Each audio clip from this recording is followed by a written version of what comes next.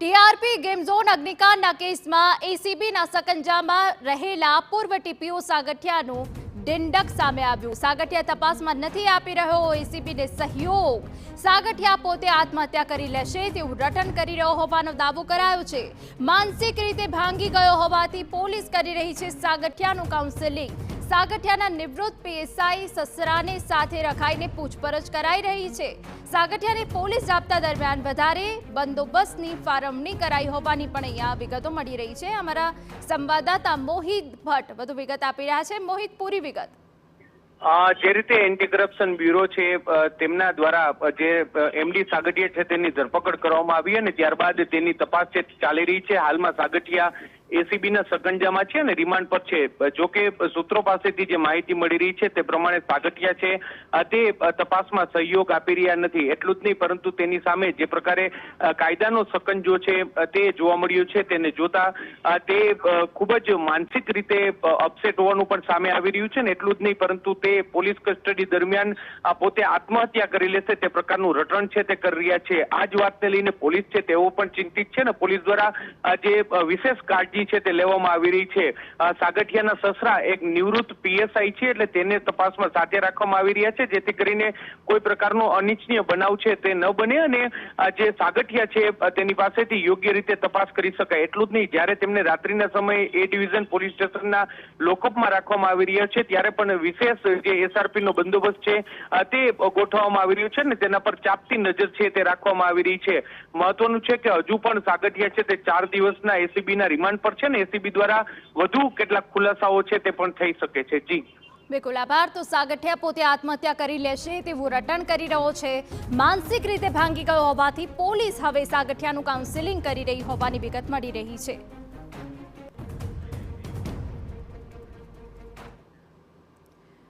અગ્નિકાંડના આરોપી મનસુખ સાગઠિયા મુદ્દે થઈ રહ્યા છે નવા ખુલાસાઓ। સાગઠિયા કાળી કમાણી મુદ્દે ઘટસ્ફોટ થયા બાદ હવે એસીબીએ સાગઠિયા પર સકંજો મજબૂત કર્યો છે।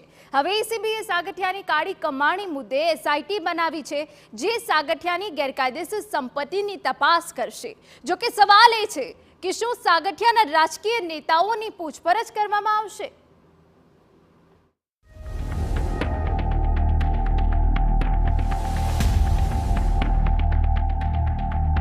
सागठिया पर कौन आशीर्वाद? ગોડફાધરના નામનો થશે ખુલાસો। હવે નેતાઓના નામ આવશે સામે। આરએમસીના પૂર્વ ટીપીઓ મનસુખ સાગઠિયા હાલ એસીબીના રિમાન્ડ પર છે ત્યારે માનવામાં આવી રહ્યું છે કે સાગઠિયાની પૂછપરછમાં અનેક મોટા રાઝ ખુલી શકે છે। એટલું જ નહીં, સાગઠિયાના ભ્રષ્ટાચારના ભાગીદારની તપાસ થશે। જો કે સવાલ એ છે કે શું એસીબી સાગઠિયાના ગોડફાધર સુધી તપાસ કરશે કે પછી સાગઠિયાની જ માત્ર તપાસ કરી સંતોષ માનશે? સાગઠિયાની ભરતીને લઈને પણ મોટો ખુલાસો થયો છે। સાગઠિયાને કાયમી ટીપીઓ બનાવવામાં મોટું સેટિંગ પાર પાડ્યું હતું। કાયમી ટીપીઓની ભરતીમાં ઇનહાઉસ અધિકારી જ રખાયા હતા। બહારના કોઈ વ્યક્તિ ઇન્ટરવ્યુમાં ભાગ ન લઈ શકે તે માટે ઇનહાઉસ અધિકારી રખાયા હતા। જનરલ બોર્ડમાં પદાધિકારીઓની જૂની બોડીના અંતિમ સમયના જનરલ બોર્ડમાં ઠરાવ કરાયો હતો। કાયમી ટીપીઓ માટે ઉંમરમાં પણ કરવામાં આવી હતી બાંધછોડ।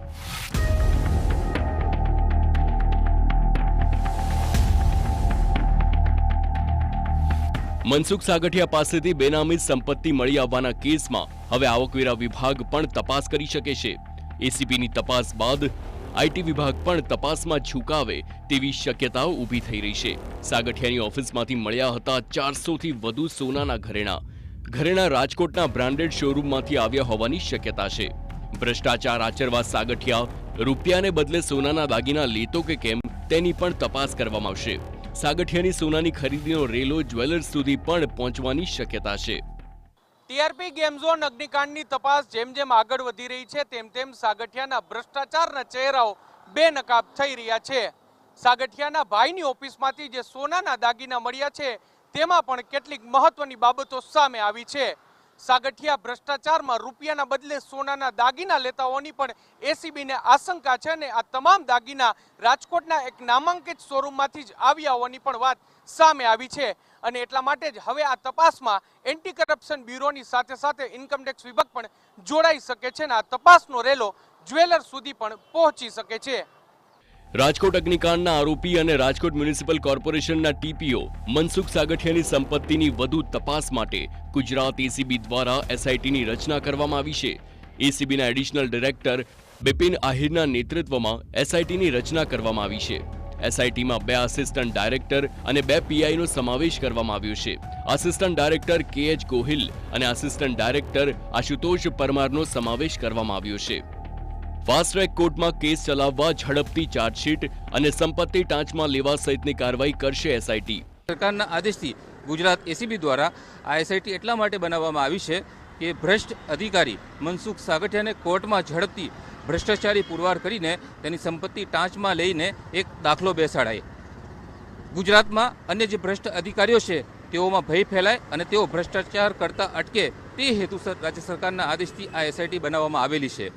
આ એસઆઈટી આવતીકાલથી જ પોતાની તપાસ આરંભી દેશે અને હવે આગળની જે કાનૂની કાર્યવાહી તપાસ ચાર્જશીટ સહિતની જે કાનૂની પ્રક્રિયા છે તે ઝડપથી પૂર્ણ કરશે. ફાસ્ટ ટ્રેક કોર્ટની પણ રચના કરવામાં આવશે અને તેમાં જે ઇન્સાફી કાર્યવાહી છે તે ઝડપથી પૂર્ણ થયા બાદ ગૃહ મંત્રાલય અને કોર્ટની મંજૂરી બાદ મનસુખ સાગઠિયાની 30 કરોડથી વધુની જે સંપત્તિ છે તે ટાંચમાં લેવાય તેવી તમામ કાર્યવાહી કરવામાં આવશે. સાગઠિયાની સંપત્તિને લઈને પણ મોટો ખુલાસો થયો છે. એસીબીની તપાસમાં મોટો ખુલાસો. કુલ 18 કરોડથી વધુની અપ્રમાણસર મિલકત આવી સામે. 22 કિલોના 15 કરોડના સોનાના દાગીના તથા લગડી મળી આવી. ચાંદીના 2 લાખના 2.5 કિલો જેટલા દાગીના. 8.5 લાખની જ્વેલરી ઝડપાઈ છે. 3 કરોડ 5 લાખની ચલણી નોટો મળી આવી. 1,82,000નું વિદેશી ચલણ. 1 લાખની કિંમતની કુલ 2 સોનાના પટ્ટાવાળી ઘડિયાળ. સાગઠિયાએ સંપત્તિ સગા સંબંધીઓના નામે વસાવી છે. અગાઉ મૂળ આવક કરતા 400% વધુ સંપત્તિ છે.